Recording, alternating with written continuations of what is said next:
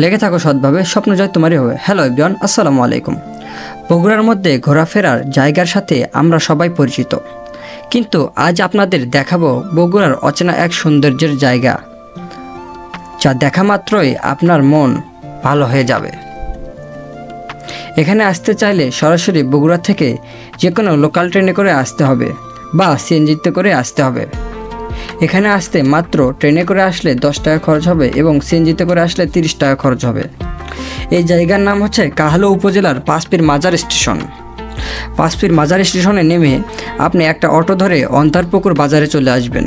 অন্তারপুকুর বাজারে নেমে ওখান থেকে চলে যাবেন গুলিয়ারপাড়া। গুলিয়ারপাড়া হেঁটে যেতে হবে, আর হেঁটে যাওয়ার সময় মাটির রাস্তা এবং দুপাশে রয়েছে অসংখ্য খেজুরের গাছ এবং তালের গাছ, যা দেখে আপনার সহজেই মন ভরে যাবে। আর এরকম সুন্দর সুন্দর ভিডিও পেতে আমার ফেসবুক পেজটি ফলো করবেন এবং লাইক করে জানাবেন আপনি কোথায় থেকে এই ভিডিওটা দেখছেন। ধন্যবাদ।